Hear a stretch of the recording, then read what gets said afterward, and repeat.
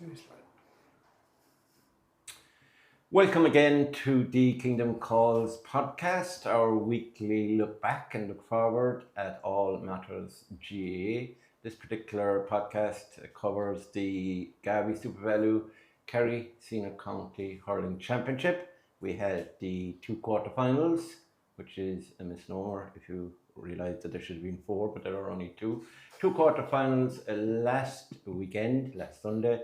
And we're looking forward to two semi-finals, which is correct, on this coming Saturday, because obviously there is no hurling in Kerry on All-Ireland final day. And with me, I have a varied panel this week. Some of them will make sense, others won't. To a man who always makes sense is the first man I'm going to introduce. That's Ronan Gilsenan. But right throughout the podcast, we will not call him Ronan.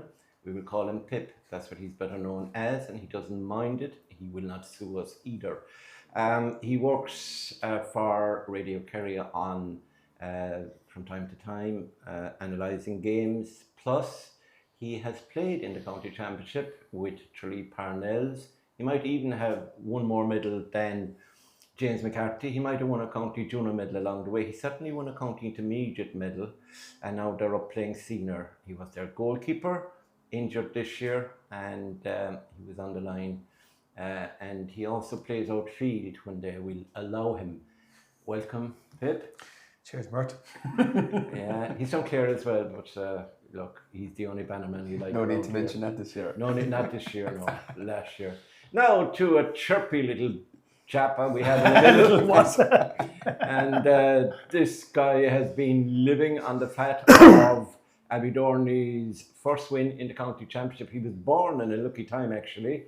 I must talk to Mikey about that, his dad. But anyway, he was born during a period when, there was a famine stretching back to 1974. And 50 years later, last year, Abbeydorney were county champions, winning the Neelis Flynn. And they've been celebrating up to Christmas. Now they've got serious. And they're now down to semi-final stage, still involved. He also coached teams involved in different underage teams. And now, because his hurling coaching wasn't up to the standard, he's now coaching the ladies team in Abbeydorney. Aidan Leahy, you're very welcome. Thanks very much, Mark. Yes, I know he's pleased with that introduction. You can see his grin and smile. And to a man who needs no introduction, this man is, I suppose he's kind of idolised by forwards all over the county. Men who spend days in A&E waiting to get damaged fingers and, arms and legs and everything repaired. He has 8 senior county championship medals. He told me to emphasise. I'll bring him some in. I will bring him some in to show you. He's going to bring him in. He has him in a biscuit tin. And he has 8, played for Kerry as well, excellent hurler, excellent analyst. He doesn't have a county junior hurling medal, and even at the age of 50-ish, he refused to line up for the team this year. He said he was too good and too fit, and he wouldn't lower himself to their standard. But other than that, very good analyst. James McCarthy, you're very welcome. Thank you, Murt. The real reason he didn't talk about is actually even funnier, like. Yeah, exactly. Broke his finger playing soccer. Still broken playing a foreign sport. I never did it before. What foreign sport? What were you hitting? And he's not the goalkeeper, so you can imagine what he was up to. It was needed to be done. What would you say? It needed to be done. Lads, we got to get going because we have a good bit to do. Pip, I'll start with you. Causeway and Ballyduff, both under strength, obviously. Causeway looked to have the better matters for long periods, and then Ballyduff sent for Red Adair, otherwise known as Podge, and the whole game changed. They had a target man, and at the end of the day, they won out. I think it was only by a point. What do you think of the game, and a little bit of analysis on where you think the game changed, or maybe where Causeway missed out? Ballyduff were the better team in the first 20 minutes. Like, they were all over Causeway, but they kept hitting wides straight away. I think they had 11 wides in the first half. Causeway was clinical. Every opportunity they got, they got a score out of it. They were just about hanging in there. After about 15, I think it was 17 minutes gone, you're thinking, right, Ballyduff for hammering them. It was only 5 points to 3. It's like, wow, Causeway are literally doing exactly what they want to do, which was stay in the game. Then I think it was Dylan Legg got the goal, beautiful goal, like the way he popped it up and flicked it in.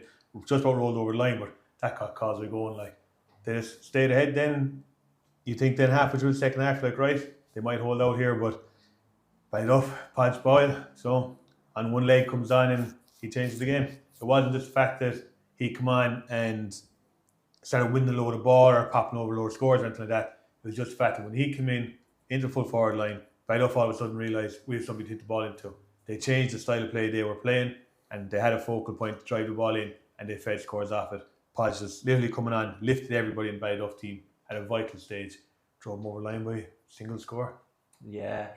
Aidan, do you think as well that maybe when Podge did come on that Causeway fell into their shell a bit, they retreated? I saw Brandon Barrett going back, the mentee came in and going into the edge of the square as well.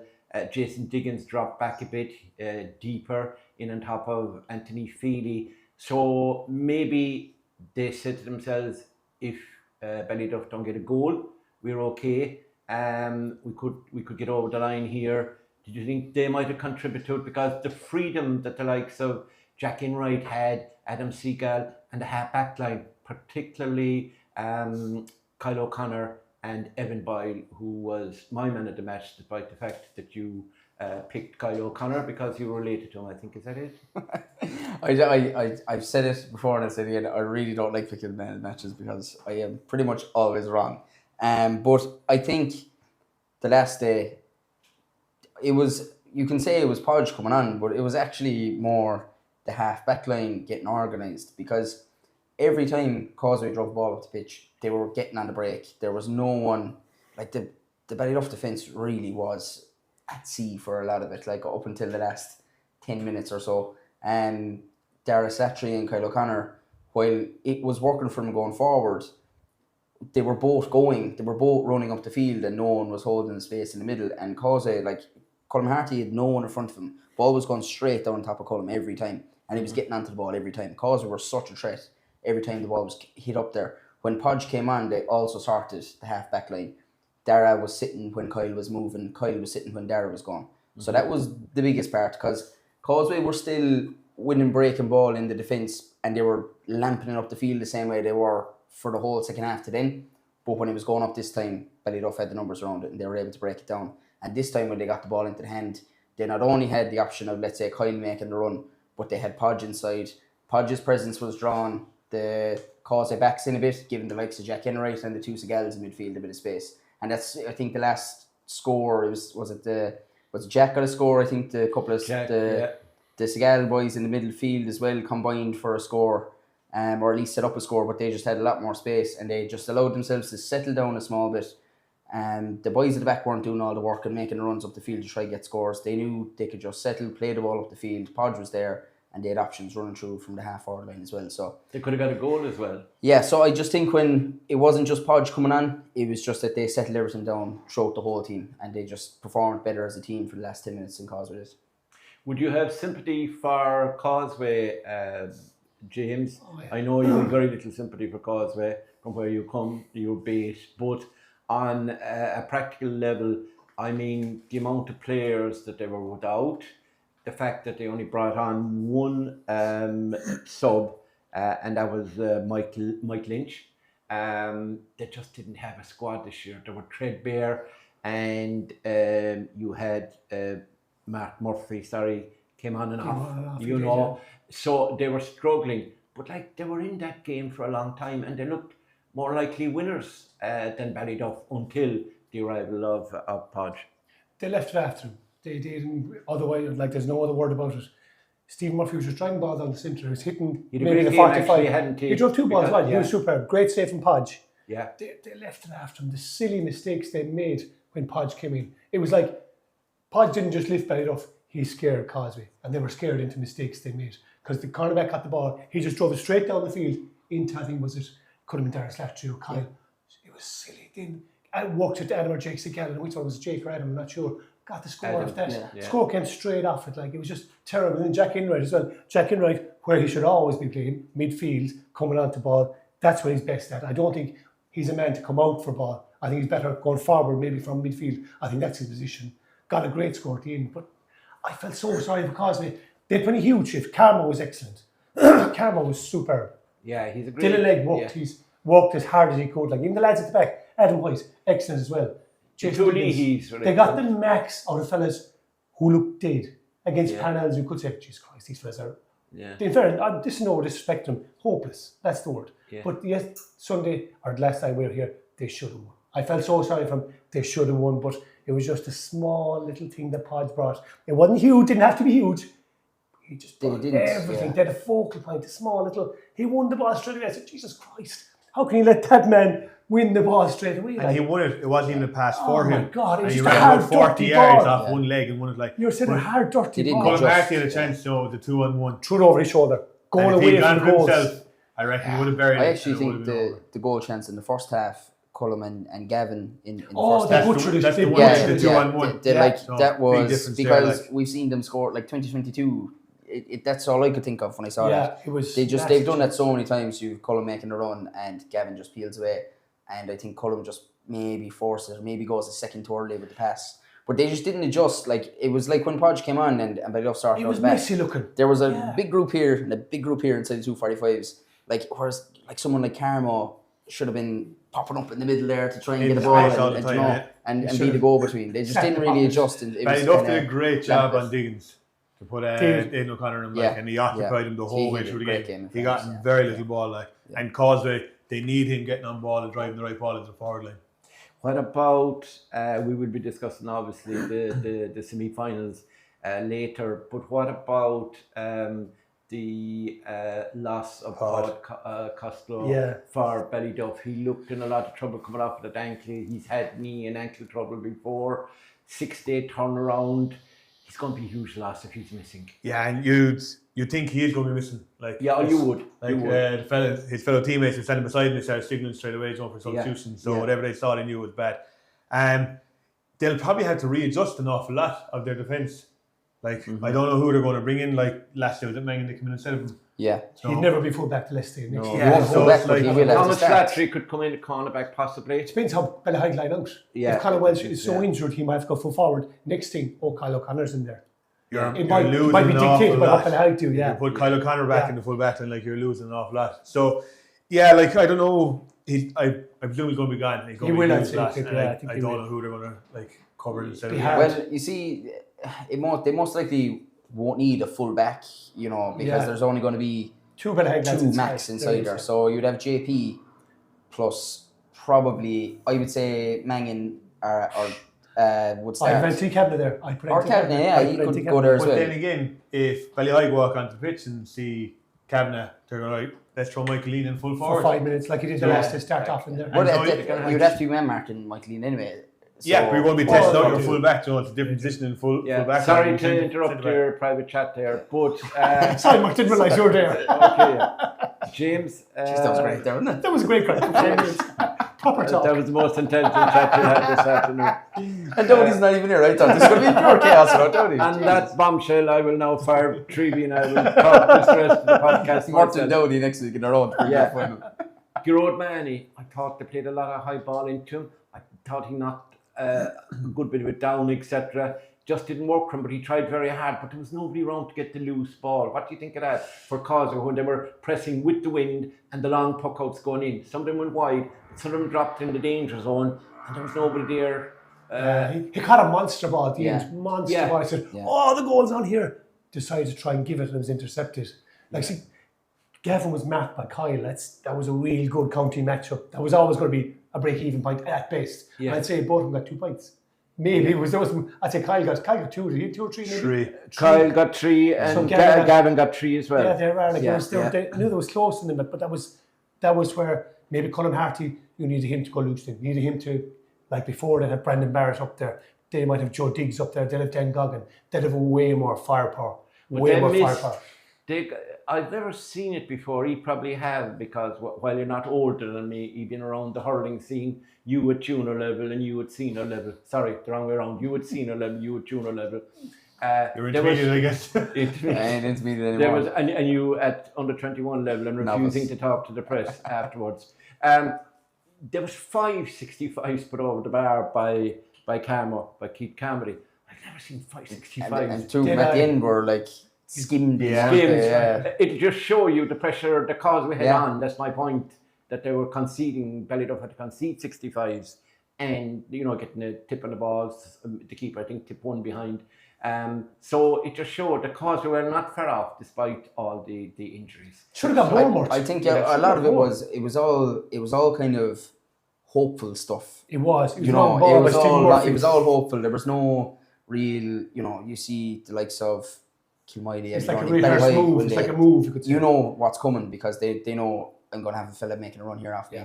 It was all kind of put the high ball in and hopefully it might break for us and we might, pull on the ground and get like their goal in the first half. It was a lucky break, like that Dylan Egg, great anticipation, great finish in net for the young lad. And, I think we mentioned it, the bright spark for Causeway going forward is Dylan. But it was causing Ballyduff problems. That's why they kept doing it. Big time. So they got it because they were creating chances and Ballyduff had to get the blocks and stuff in, and that is what led to 65. You just hope that Ballyheigue don't go to change anything massively because of that. Obviously that's there if they need to do it, but you'd be hoping they'll just They won't. look They what they did. shouldn't. Right. They shouldn't, you'd say, yeah. They shouldn't, and if they don't, you will have James McCarthy from the terraces shouting in instructions to a team that he's not involved with and knows nothing about. Right, James, we'll move on because you're a knowledgeable man. Despite what I said previously. What's his name? I know he's going to ask you about the team. Oh, okay. Which one? No. St. Brendan's 20 points, Ballyheigue 316. Explain in less than 100 words how Ballyheigue came from behind to win this one and won it well at the end when our third young team, my dark horses, I have to say it at the start, they are still dark horses, but I think there's a championship on them over the next couple of years. A lot of young players, but they came up against a real revitalised second half transformed team. And you know who the main man was? Now, I know you have brains, but you tell me who the main man was. No, Murt, we answered this question when we first talked about before the championship started. I said they were too young and too raw. And that's what happened. St. Brendan's. Yes, too young, too raw. And you could see it. But they had the Dazzler and they had Doesn't John matter. Egan. That's not They're where not that's young. not where the game was won. They're fellas now who are not the influence on the game anymore that they were. Yeah. That's no disrespect to two lads. They've been the two best hurlers Alfred ever produced. You played against them, Oh, didn't you? two of the best you'll ever came across in Alfred. That's a fact. They But beat you, didn't they? They're not the influence they were. I even saw John taking off and I felt sorry for him because he wasn't the influence he always was. he was carrying the knock as well. John It Tinder was going like in, that. yeah. And you can see when they needed someone, there was no one. There was no one. And that's a fact. Lee Moog, maybe. Lee Moog's the only one that carried the fight. The rest, no. It wasn't there. Ballyheigue had heroes everywhere. They learned from last year. I hope they've learned about the 5-day turnaround now as well. Guys, 6-day turnaround. That there's no complaint this week because Ballyduff had the same turnaround. So there'll be no complaints about that. At least that was the one fair part of the draw. Both of them have only had 6 days. Kilmoyley and Abbeydorney had 3 weeks sitting in the sun, not hurling at all. Looking what's going on. Doing nothing. Doing nothing. Yeah, doing But nothing at all. I was surprised at St. Brendan's, they were, the first half they were so sharp. Shawnee B had 3 points. Hugh Linham was excellent. Lee Moog was very good. But Ballyheigue, when they turned the screw in the second half, they just really came away from them. And I thought there was no response from effort. There was nothing. Yeah. I was surprised. Yeah. Surprised. I was surprised they didn't change something up front. Because they weren't winning anything in their half forward line zone. The puckouts kept coming and down on top of them. They weren't winning anything. I thought they might have pushed maybe a Dahi Griffin up there or something, just put somebody under it, even to break it. I've never seen an R4 team to go long so often. An awful lot. Yeah. Because they were like they were the shot puckout team, They were. And they didn't really do it at all, And you were Eric Lean there who gets them all I year actually when don't they believe were playing for that Kerry they last. didn't. Because when you think of it, when you were looking down the field there, like Jimmy O'Halloran, Jimmy's 6 foot. Having his 2 or 3. best year so far. David O'Sullivan, the opposite side, same height as him. You Big Kieran lads. down the middle with Colin behind him, and you've Derek Harney behind that. And then you the likes of Michael Lean and Philip Lucid out the middle of the field.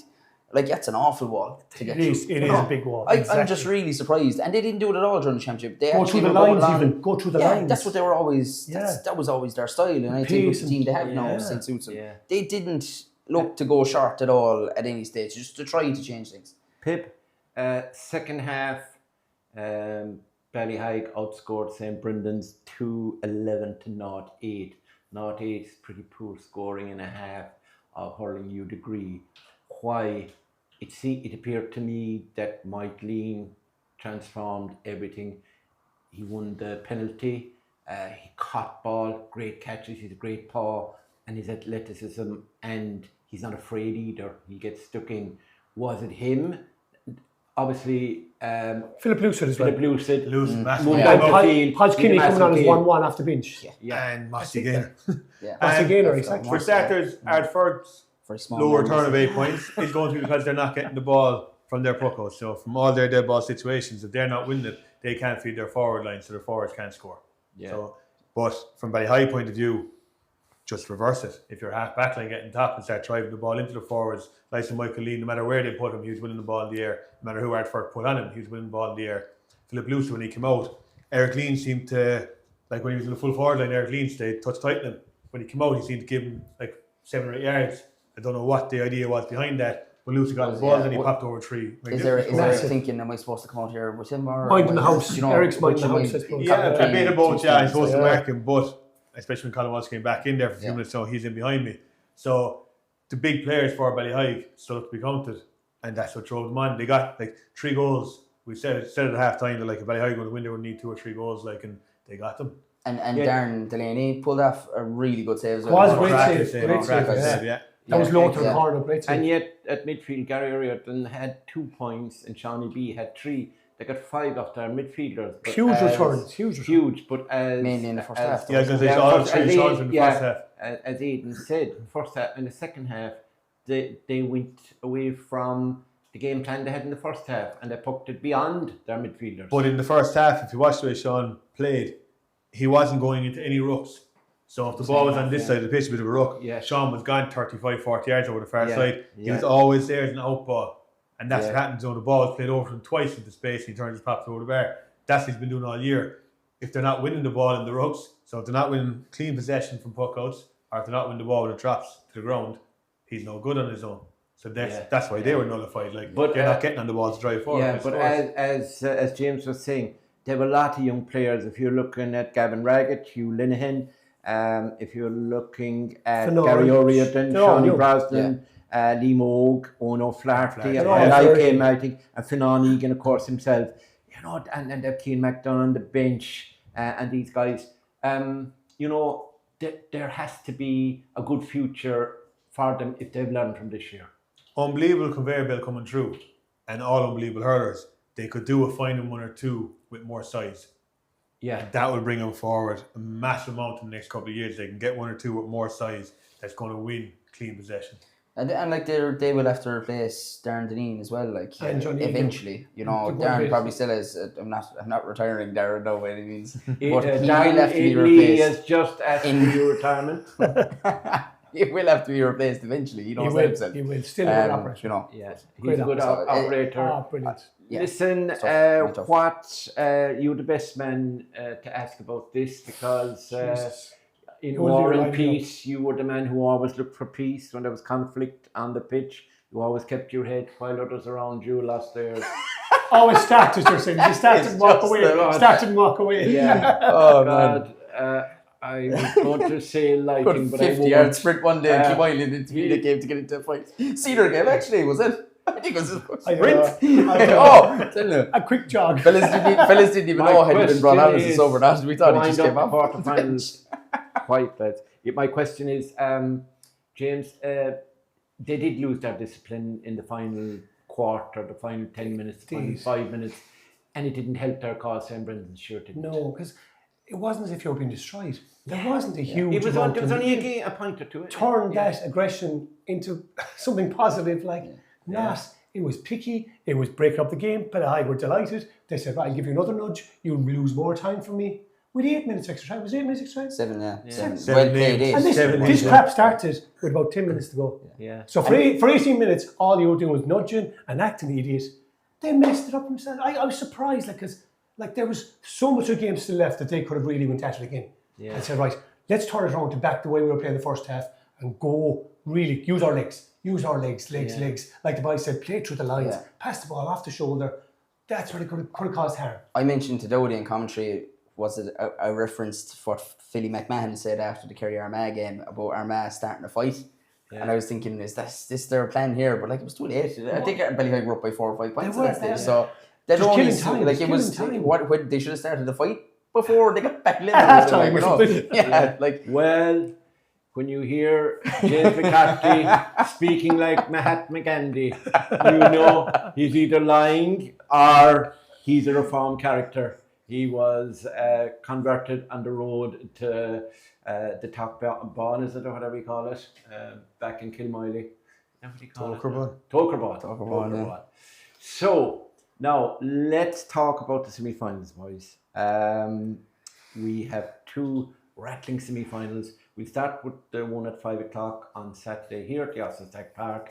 And the 2 teams who played on Sunday, 6-day turnaround. How difficult is that, Pip? It's irrelevant because they're both with 6-day turnaround. Yeah. The only thing would be Colin Walsh and Paul Costello's injuries. So the difference is, the likelihood is that Colin probably will be able to take part in the game. Paul probably won't. But other than that, I'd say so. Both teams are happy to get each other. So that's their teams they would have wanted. Like, there's no doubt about it. Like, if you have a choice of the other boys, you're picking the team you got drawn against. So I think they're both going to be happy with it. And we all knew the dates start of the year. We knew what was going to happen. So the 6-day turnaround time was going to put their head. One of the funniest parts of the match last day was Colin when they were taking him off and he started. He ran faster. And there was a shout from down here. And someone's going goes, he's fine there. That was Mike Lean. He's absolutely fine. He ran off the field, actually looked okay. But so they wanted to assess him, obviously. Hopefully he's okay. So Mike Lean, Councillor Mike Senior Mike Lean. He thought that he should. He thought he was fine. I don't know, I couldn't believe it. Hopefully he's okay. Like, he's going to be a lot sore, probably. He would have been fairly sore, you'd imagine. He would have. Sunday, Monday, Tuesday. Yeah. Monday, Tuesday. Once you take the boot out, he's 100% sore. The man I had the sympathy for on Sunday was a man who was nominated as man of the match and had a great game by Aidan on his own. That was Kyle O'Connor, although everybody else seemed to think it was Evan Boyle, but we leave Masters close, right type between them. And he brought Kyle over and a thunderous shower started. His shirt, it was a Sunday shirt and all, it got all wet, and 30 seconds, he decided that we're going to Bart. So he lasted there, I think, just over the minute. All we heard was some foul language from both of them. Kyle, who was an athlete, ran towards the dugout and made it before the next drop. This guy waddled up the terraces and came in. He did look wet, soaked because he's not able to run. So it was absolutely one of the highlights of the afternoon for me. Meanwhile, Aidan, I'm deeply sorry for my irresponsible actions. I know. You'll be all right after the 6-day turnaround. It was terrible. Now looking at Ballyduff, they will need Podge, but the way he was the last day with a calf injury in its strap. Yeah. Unlikely to start. We said Paul Costello, unlikely to start. They are severely impaired when if those two boys don't play. I'd say it sounds like Paul is out, I'd say. I think so. We're not guessing, but it didn't look great because Paul it has to. Yeah. Injuries have to be mounted up on the poor man. Like, especially could Podge play in one leg, and you know what I mean by one leg. Yeah. Like, the thing you have to factor into this, I think, is to look at Ballyheigue. They do not start well. And they never have in any game they've played, I'd say, this year anyway, and last year's championship, obviously going back to they had a good start against Crotta, then obviously the Abbeydorney game. But I think this year even, the first 20 minutes scores have been very few and far between. Yeah, but I think Shimmy Ford back in now has solidified them at the back. No, but that's great. They're not conceding the whole point, but they're not getting scores on the board in the first 15, 20 minutes of the game. Yeah. They need to start fast. But if you're Ballyduff, you're thinking, we have 15, 20 minutes max in Podge. Which 15, 20 minutes. Yeah, maybe start with 15, do like Ballyheigue did, take him off for 15 or 20, put him back in for the last 15. They might have to use Podge twice. Just in a way, use him twice. Give him a break, break, on. You have to, I think. Very tough thing to do with muscle injury. Twice, that's it. Use Podge. You think that's insane? But it's not.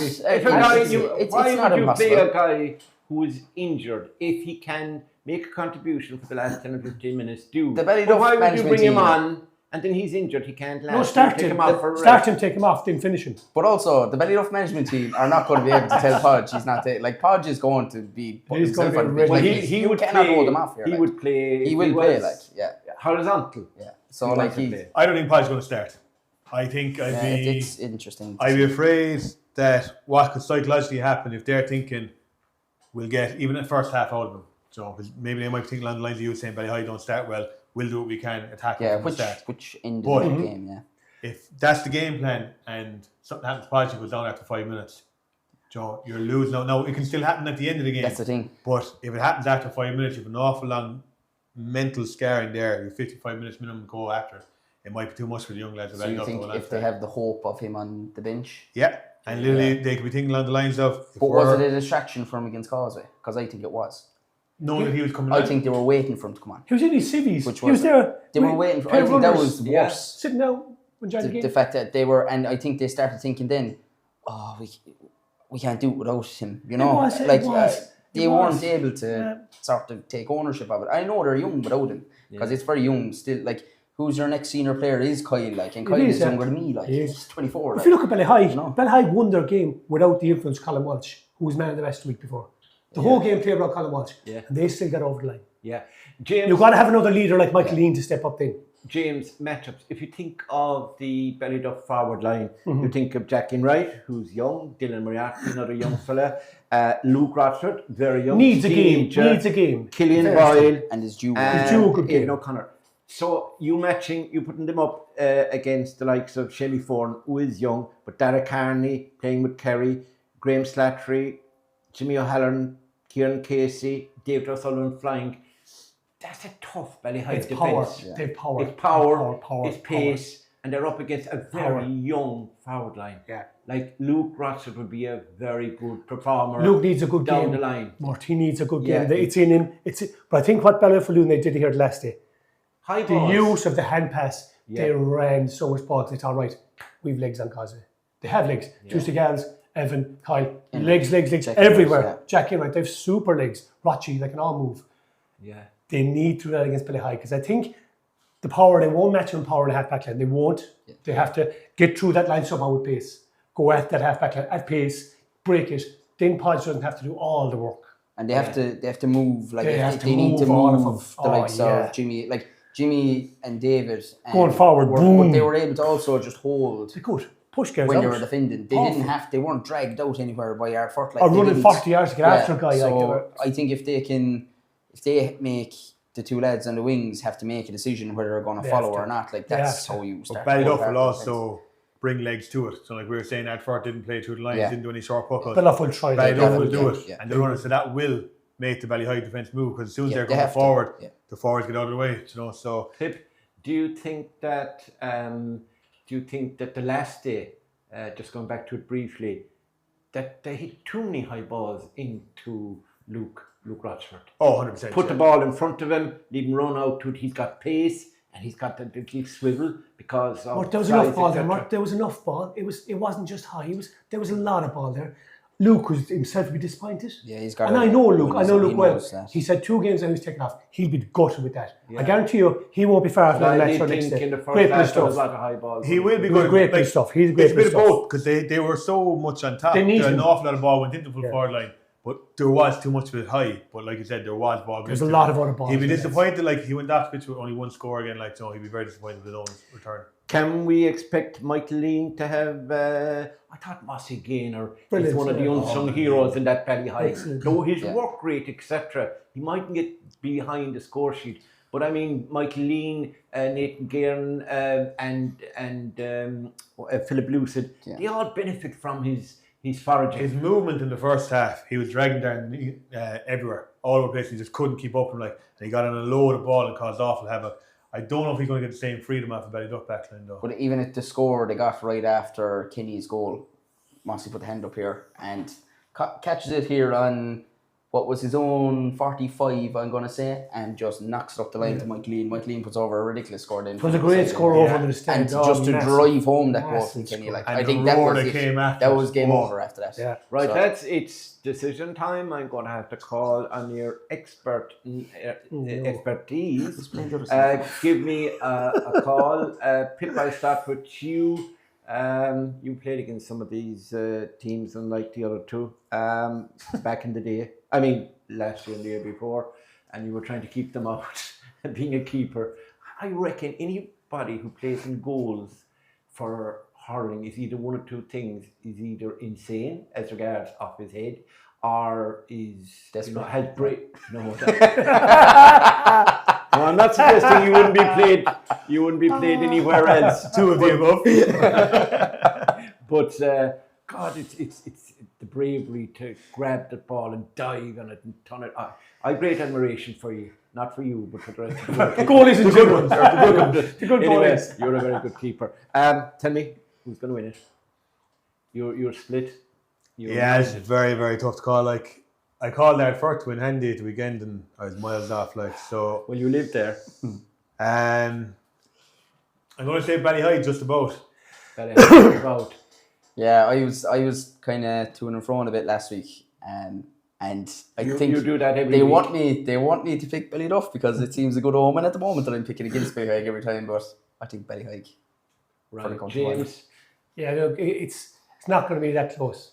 It's going to be 5 or 6 points to Ballyheigue. It's not going to be that close. If Pod is out, that's a huge. I think what I've seen of Pod so far, he's been holding them all together. If Kyle ever want to bomb on, that's a problem. Yeah. Fellow forwards at the minute are not operating at all. Yeah. Even with Podge, they're like a huge workload. Ballyheigue do a bit of homework. They're a lot better. Kilmoyley did a great favour by beating them early on. He did them a huge favour. Woke them up a little bit. Kicking the ass they needed back then. Now they've got better since. I think Ballyheigue by 5 or 6. I wouldn't mind you probably wishing, but when we started this podcast last year, you told us off the record that you didn't like Ballyheigue. Sorry, that you like Ballyheigue. Right. I don't like anyone. 3 votes for Ballyheigue, and I think Ballyheigue will win as well. So even though you're wearing Ballyduff, we're all wrong, son. Even though you're in the Ballyduff, we're all wrong. Well, I would stop the Orient Express. So therefore, by giving Ballyheigue the nod, maybe Ballyduff will get through. I'm under orders. Right, we go to the second semi at 7, and this is the Clash of the Ash. The big one, we have James against Aidan. No, we haven't. We have Kilmoyley versus Abbeydorney. Abbeydorney, champions. Kilmoyley, so unfortunate last year, I suppose, to lose to Ballyduff. That great catch by the man that you love so much, Luke Rochford. Brought it extra time. Extra time. Yeah, you should remind him of that tomorrow or whatever we see him next. I'll see him again. So, let's talk about Abbeydorney. Now, get some inside info here. We are from Aidan on injuries, formations, tactics. Aidan, you've probably been told keep your mouth shut. He stayed away. That's what I've done. I've just stayed away. Misinformation. But you have a deadly secret to reveal, and I think you should tell us about your mom, who's a very honourable woman, may I say. Like her son. Yeah, and a Kilmoyley. Tell us what's the story. Your mom, I mean, she's a Kilmoyley woman. Yeah. Obviously, your dad is Abbeydorney, you're Abbeydorney. So who's she going to be shouting for? No, or both. No one or both. I don't know. I just told her don't cheer for both anyway. That'll be. But yeah, I suppose it's funny, like, because for the first time ever, it's like Abbeydorney. I saw the odds today and actually nearly threw up. Abbeydorney are 1-2, like it's ridiculous. Do you know why 11-5? I nearly threw the phone in the bin. I was like, will you go away with that? But for the first time ever, Abbeydorney are coming in against favourites against Kilmoyley. Yeah. I've actually, it just makes me feel a bit sick thinking about Abbeydorney and Kilmoyley inside out. We beat them once. I didn't go back for 2016. It's 2016, and it wasn't even knockout. It was a group stage game, or not a group stage game. It was the winners round. Yes. The old format, the winners round, and Kilmoyley went on and won the championship after Abbeydorney beat them that year. We lost to Ballyduff. These things happen. In the semi-final later. Or was it the semi-final? I think it was. It was years. But anyway, so look, this is just. Are you nervous? You seem very nervous about it. Like I keep saying, the only people who aren't Wednesday affected by this are the lads, thankfully, in the group. The lads in the group, they don't care about this stuff at all. And I think that's testament to the management team as well. Like, they're not letting them worry about all this history crap that we worry about on the sideline. We'll do that stuff for them. The lads are focused, and thanks be to God that No it's them injuries, that are though, on the pitch. seriously. I don't think you've injuries, have you? Well, like Jamesy and Daniel Leahy haven't featured yet. Jamesy featured against Causeway only, Briefly, yeah. So it's not like he's exactly 100% match sharp either. So, But he is fit enough to play. I'm sure Jamesy is probably going to play coming to the final. Yeah, he's fit enough to play. Daniel Leahy would be great to have back in the bench as well. That'd be a massive asset to have. But that he hasn't been able to train for a good while. So you've a lot of young players, and you've got 4 major team news really, to be honest. You've got 4 incredible attacking threats. Yeah. James, I have to say to you, in this situation, you normally lie. But can you tell us some grain of the truth? I believe John Brick is out. Yeah, Jordan's out. So he's out, yeah. The other rumour that's doing the rounds is that a plane has landed on Park Eric in Kilmoyley. They have an airport in Ballyrobert Cross. Yeah, we have 2 airfields. That's Carly's normal. We have 2 airfields. Absolutely. Planes, like. Mossy O'Connor has arrived. No. I didn't see him around the parish yet. No. That's not to say he hasn't arrived. I just haven't seen him around the parish. Well, yeah. That's kind of a yes or no answer. I don't know how to answer that one. I haven't seen him, hadn't been in contact. But it's just, it's strange.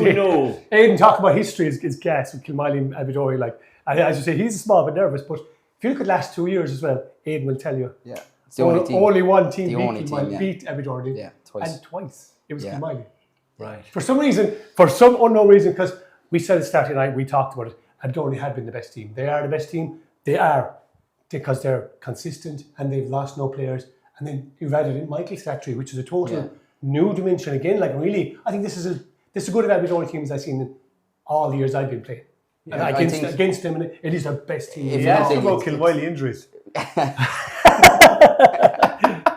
Look, the injuries, like, even sunk me in there, Jesus. but the injuries were only Jordan. Dougie would probably feature at some stage. Coleman maybe not totally right, but has to play somewhere. John Brendan O'Halloran. Johnny was fine.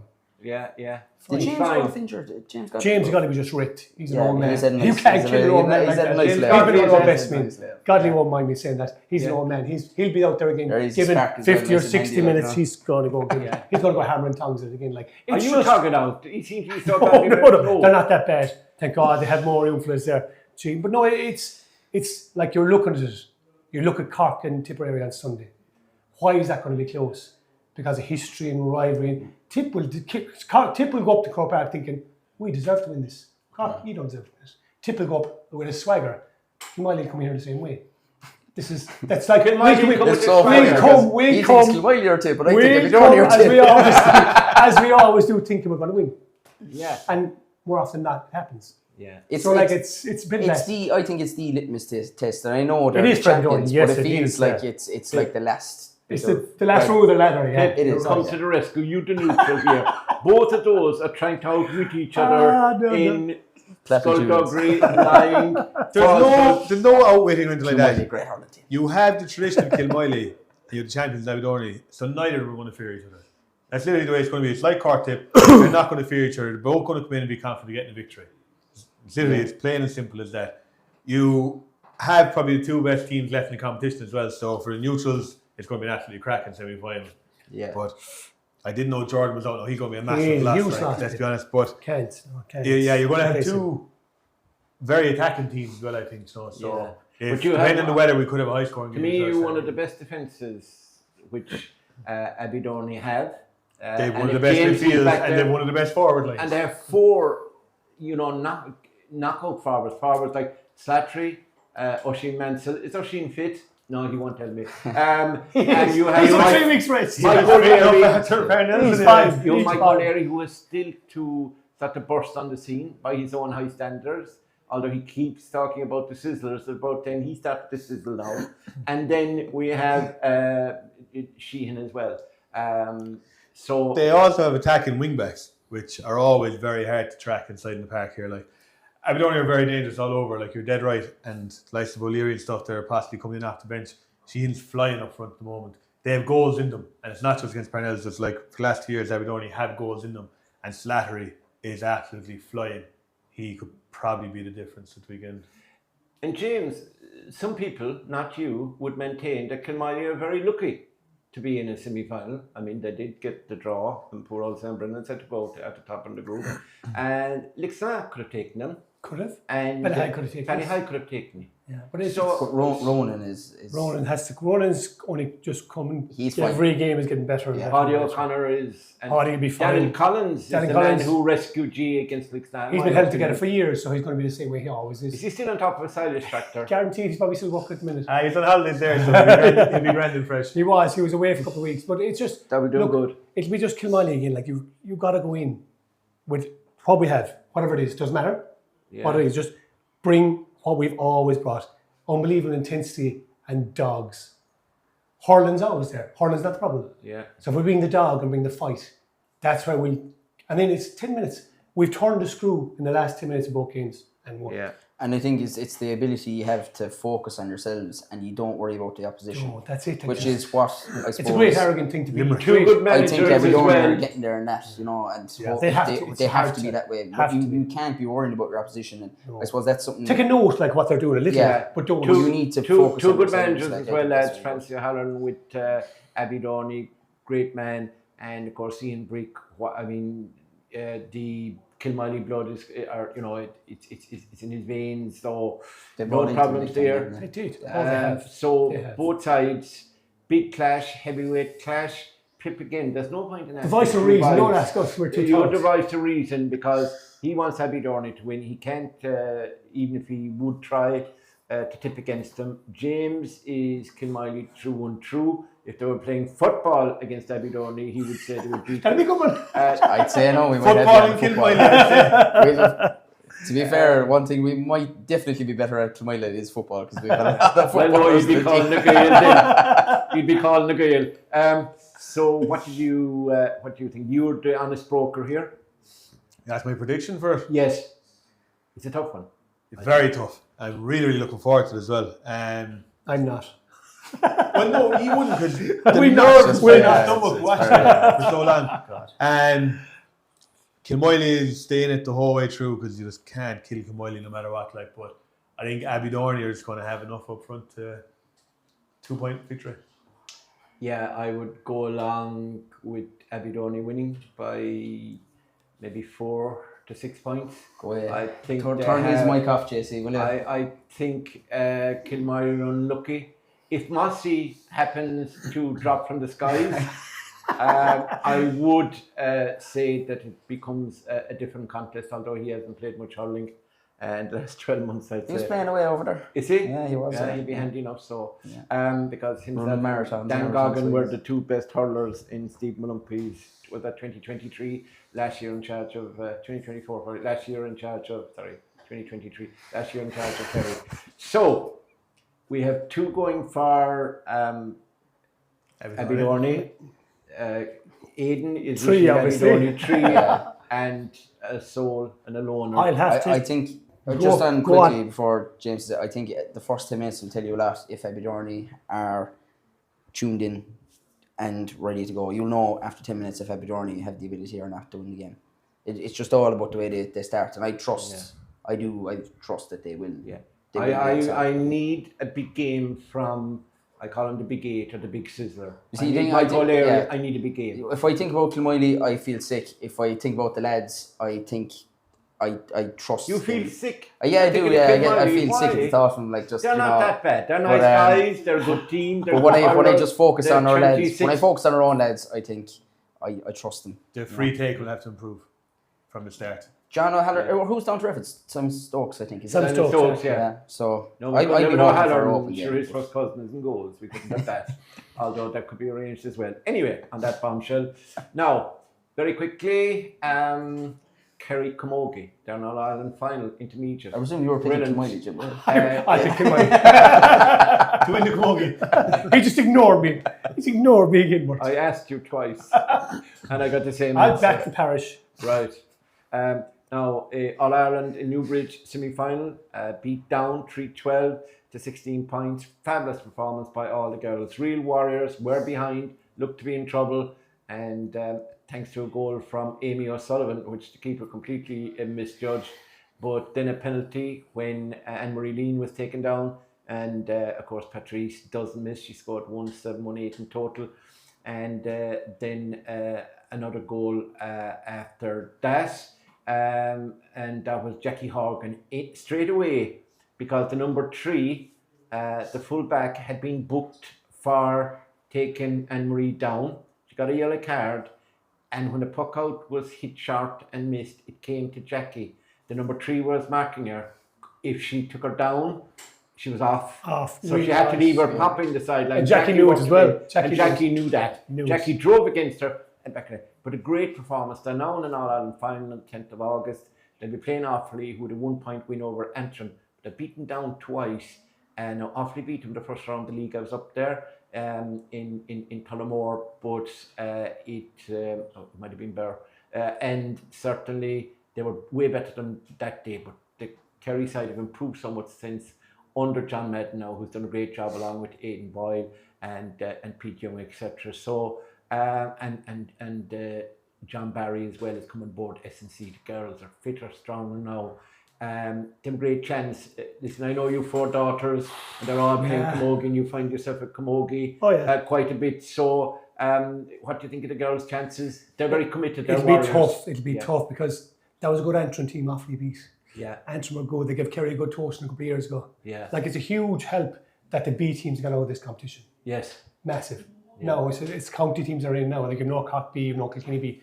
That crack, I didn't like that before, because that Cork don't have a B team in Camogie. They're 2 serious teams. They're 2 real good teams.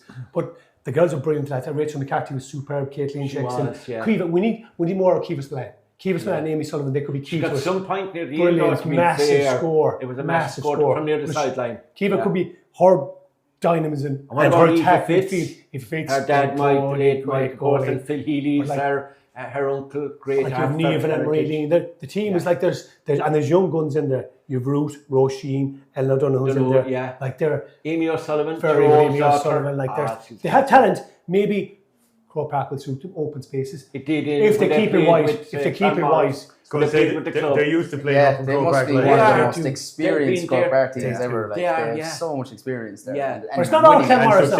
It's not all Clemmorris now. It's not all Clemmorris. As with Kerry as well. Like, you know, they've serious winning experience in Croke Park. Yeah, you have to look at it. Because the team are Clemmorris, so shut up. Hang on, you've Killard girls, you've Causeway girls.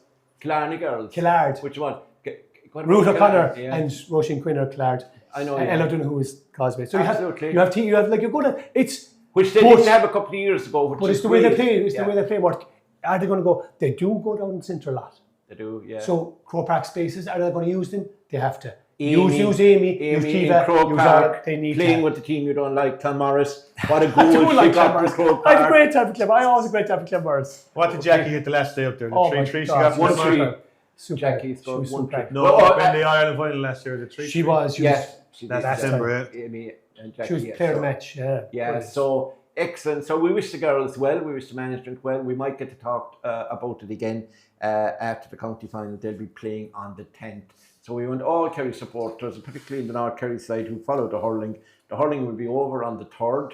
So they can go the following week, because they're all families. Like they're all related, sisters, interrelated. Sarah Murphy, for example, her 2 brothers, Brian and Evan, and they'll all be breaking up into their individual clubs to watch the championship outside here. and run against each other. Yeah, so that's the way it goes. Hurling, Camogie, very closely related in North Kerry, and that's the way it should be.